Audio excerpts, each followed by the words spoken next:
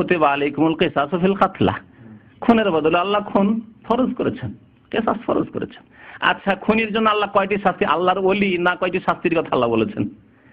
খুনি কি আল্লাহর ওলি হতে পারে? কোন মানুষকে মেরে ফেলি দিল, যেভাবে হোক না কেন মেরে ফেলি দিল, তাহলে সে আল্লাহর ওলি হতে পারে কখনো? বলছেন না যে হতে পারে, কখনো হতে পারে না। তাহলে আল্লাহর ওলি হতে পারে না, কি হতে পারে? আল্লাহ বলেছেন ওয়া মান ইয়াকতুল মুমিনা মুতাআম্মিদান ফাজাযাউহু জাহান্নাম, সে জাহান্নামে যাবে। হ্যাঁ, ওলিউস শয়তান, আউলিয়াউস শয়তান কোথায় যাবে? জাহান্নামে যাবে। খালিদান ফিহা, চিরকাল থাকবে, দীর্ঘকাল থাকবে। খালিদান ফিহা ওয়া গাযিবাল্লাহু আলাইহি, 3 নম্বর শাস্তি আল্লাহর গজব তার উপর। ওয়া লানাহু, আল্লাহর লানত অভিসম্পাত তার উপর। ওয়া আদাল্লাহু আযাবান আযীমা, আর বড় শাস্তি আল্লাহ তৈরি করে দিয়েছেন তার জন্য। তারপর আবার সুরত বদলেও দিতে পারেন, তার এটি উলুহিয়াতের দাবি না। এই জন্য ফায়েজে ইত্তেহাদি, ইত্তেহাদি একটু আরো আপনারা চিন্তা করুন, চিন্তা করতে বলছি। ইত্তেহাদ শব্দটি ওয়াহদাতুল ওজুদ থেকে এসেছে। এই দেওবন্দীদের একটি আকীদা, চরমনাইয়ের একটি আকীদা, চিশতিয়া সাবিরিয়ার আকীদা বা অন্যান্য যত সুফিবাদের যতগুলি তরিকা রয়েছে সবগুলির আকীদা হচ্ছে ওয়াহদাতুল ওজুদ। ওয়াহদাতুল ওজুদের আকীদা। ওয়াহদাতুল ওজুদ মানে কি? দুইটি কুফরি আকীদা, খুব বড় কুফরি আকীদা আছে। একটি হচ্ছে ওয়াহদাতুল ওজুদ, মানে সারা বিশ্বে যত অস্তিত্ব, ওজুদ মানে অস্তিত্ব, যত অস্তিত্ব, যে আপনি এক, ওই এক, 1 2 3 4 আমরা গণনা করছি না, এটি পিলার, ওইটা কাঠের একটা এটা হচ্ছে টেবিল, এটা হচ্ছে মাইক, ইত্যাদি ইত্যাদি। তো এই যে ওজুদ রয়েছে, অস্তিত্ব, এগুলি সব এক। আর তারপরে এই সবের সৃষ্টিকর্তা যে আল্লাহ, তিনিও সব এক। ওয়াহদাতুল ওজুদ মানে খালেক এবং মাখলুকের সৃষ্টি সব হচ্ছে এক, কোনো পার্থক্য নেই। অর্থাৎ যার সার কথা হচ্ছে যিনি খালেক তিনি মাখলুক, যিনি খালেক তিনি মাখলুক। তো এই যে ইমাম বাকের এই ফাইজ দিতে গিয়ে মরে গেল, এটা উলুহিয়াতের ফাইজ, ফাইজ ইত্তেহাদি। আল্লাহ তাতে চলে এসেছেন, সবকিছু এক। এই আল্লাহর ক্ষমতায় সে ক্ষমতা পেয়ে, মানে নিজে আল্লাহ হয়ে গিয়ে এই ফাইজ নূর দিতে গিয়ে লোকটি আর সহ্য করতে পারলো, নূরের জ্বালা সহ্য করতে পারলো না, মরে গেল। আরেকটি কুফরি আকীদা হচ্ছে হুলুলের, হেল্লাজের কথা আছে এই কিতাবে, হেল্লাজের কথা মাওয়াইজে কারিমাতে হেল্লাজ মনসুর, হুসাইন বিন মনসুর হেল্লাজের কথা আছে, তাতে ওই হুলুলের কথা আসবে ইনশাআল্লাহ। এই দুইটি কুফরি আকীদায় তারা বিশ্বাসী। এই কিতাবে আছে হুলুলের কথা, আর হুসাইন মনসুরের আল্লাহর ওলি বলে আখ্যায়িত করেছে বড়। আর এতে বিভিন্ন জায়গায় আসবে এই আপনার কিসের কথা বললাম? ওয়াহদাতুল ওজুদ। ওয়াহদাতুল ওজুদ শুধু চরমনার পীরের আকীদা নয়, শুনে রাখুন সিলসিলার কথা। তার সাথে সাথে সিলসিলাতে যদি বলে দিই আপনাদেরকে সুবিধা হবে একটু।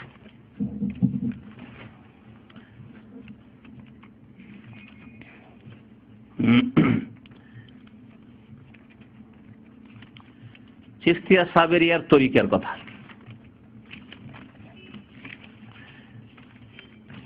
কিতাব থেকে পরে বলছি, এমনি মুখে মুখে বলছি তাদের চিশতিয়ার তরিকা। চরমনাইর সাহেবের পীর হচ্ছে জানেন, এ ফজল করিমের পীর হচ্ছে তার বাবা, আর তার বাবার পীর হচ্ছে কারি ইব্রাহিম, কারি ইব্রাহিমের পীর হচ্ছে রশিদ আহমদ গঙ্গোহী, রশিদ আহমদ গঙ্গোহীর পীর হচ্ছে হাজী এমদাদুল্লাহ মহাজের মাক্কি। এর আগে বলেছে হাজী এমদাদুল্লাহ মহাজের মাক্কি এই ওয়াহদাতুল ওজুদের কুফরি আকীদায় সব সময় ডুবে থাকতেন, এবং তিনি যা বলেছেন তা শুনুন একটু ভালো করে। তিনি যা বলেছেন তা মজা লাগবে শুনতে। আল্লাহু আকবার, এত বড় কুফরি কথা, তার কথাই শুনলে ভালো হবে। তার কিতাবের নাম হচ্ছে শামাইমে এমদাদিয়া। কিতাবের নাম হচ্ছে কি? শামাইমে এমদাদিয়া, প্রথম খণ্ড, 32 পৃষ্ঠা। বলছেন যে বড় বড় ওলামা রশিদ আহমদ গঙ্গোহী, কাসেম নানাতবী, মৌলানা ইয়াকুব ने उनकी बायत की है। এটি উর্দু কিতাব, মানে মহাজের মাক্কি হাজী এমদাদুল্লাহর সাথে বায়াত করেছে, মানে তাদের পীর। ওয়াহদাতুল ওজুদ के बारे में फरमाते हैं, ওয়াহদাতুল ওজুদ সম্পর্কে তিনি বলছেন কে? এমদাদুল্লাহ মহাজের মাক্কি। কি বলছেন? মাসআলা ওয়াহদাতুল ওজুদ হক और सही है। হ্যাঁ, ওয়াহদাতুল ওজুদের যে মাসলাটি রয়েছে সেটি হচ্ছে হক, সত্য এবং সহি। দেখলেন, সারা পৃথিবীর অস্তিত্ব সব হচ্ছে এক, আল্লাহ মাখলুক সব এক। জি, এই খোদাই ক্ষমতা নিয়ে তারা কাজ করে পৃথিবীতে। এই কুফরি শিরকি আকীদা তাদের রয়েছে। আর কত তাদের বুজুর্গের দিনের কথা দেখাবো, ভরে রয়েছে কথায়।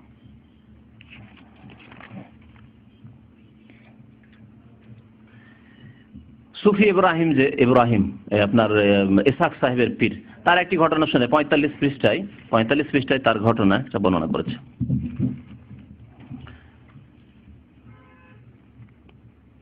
বলছেন যে আমার মুর্শিদ পীর কামেল হযরত কারি সাহেব মানে কারি ইব্রাহিম হুজুরের দরবারে এক বৃদ্ধ উপস্থিত হইয়া মুরিদ হইলেন এবং আরজ করিলেন যে হুজুর আমাকে যাহা দেওয়ার একবারই দেন। ও বারবার আসতে পারবো না, বুড়া মানুষ, যা দিবেন একবারই দিয়ে দেন।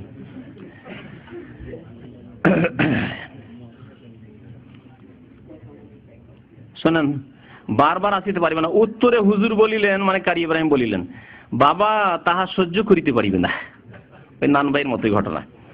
কিন্তু বৃদ্ধ হুজুরের নিষেধের প্রতি লক্ষ্য না করিয়া বারবার বলিল, হুজুর আমাকে একত্রেই দিতে হইবে, আমি সহ্য করিতে পারিব। এ কথায় হুজুর বিরক্ত হইলেন।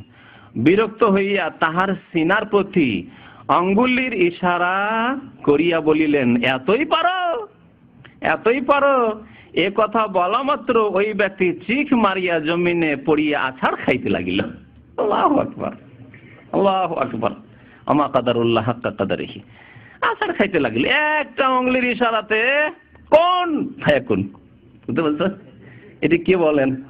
আল্লাহ বলছেন ইন্নামা আমরুহু, আমার মাত্র কাজ হচ্ছে ইজা আরাদা শাইআন, কোনো কিছু যদি করতে চাই আমি আল্লাহ, আইয়াকুল লাহু কুন, হয়ে যাও, তখন হয়ে যায়। কারি ইব্রাহিমও তাই করছে। এতই পারো, খালাস। এই কথা বলা মাত্র ওই ব্যক্তি চিক মারিয়া জমিনে পড়ে আছাড় খাইতে লাগিল। বহু সময় পর হুঁশ ফিরিয়া আসিলে কাঁদিতে লাগিল, খুব কাঁদতে লেগেছে। হুজুর তখন দোয়া করি ওই ব্যক্তিকে বিদায় দিলেন।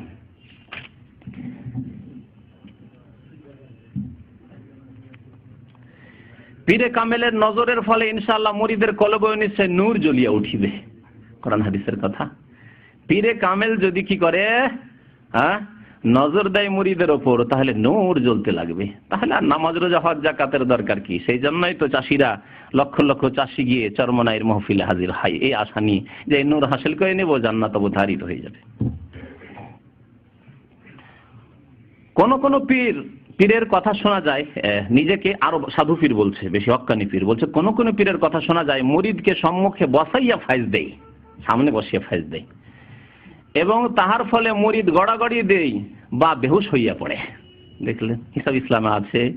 নবী করিম সাল্লাল্লাহু আলাইহি ওয়াসাল্লাম কোন সাহাবীকে এরকম ফাইজ বন্টন করেছেন? তার প্রথম খলিফা আবু বকর, ওমর, ওসমান, তারা দ্বিতীয়, তৃতীয়, চতুর্থ খলিফা, তারা কখন ফাইজ বন্টন করেছেন? আর তারা গড়াগড়ি করতে থেকেছে, কেউ বেহুশ হয়েছে, কেউ চিক মেরেছে। আছে কোরআন হাদিসে কিছু? কোন ইসলাম নেবেন?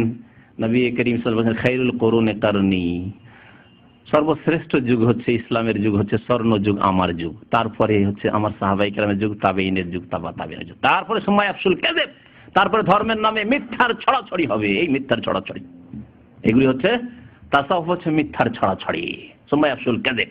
জি, আল্লাহ বলেছেন ফাইন আমানু বিমিসলি মা আমানতুম বিহি। কার মতো ঈমান লাগবে? চরমনাইয়ের মতো, কারি ইব্রাহিমের মতো, গঙ্গোহীর মতো, ইমদাদুল্লাহ মুহাজির মাক্কির মতো, কাসিম নানুতুবির মতো? কার মতো? ফাইন আমানু, তারা যদি ঈমান নিয়ে আসে, বিমিসলি মা আমানতুম বিহি, কোরআন নাযিল হচ্ছে আর সম্বোধন করা হচ্ছে সাহাবায়ে কেরামকে, আল্লাহর নবীকে, তোমাদের মতো যদি তারা ঈমান নিয়ে আসে, সাহাবায়ে কেরামের মতো যদি ঈমান নিয়ে আসে, ফাকাদ ইহতাদাও, তাহলে হিদায়াত পাবে, না হইলে গুমরাহ হয়ে যাবে, না হইলে গুমরাহ হয়ে যাবে।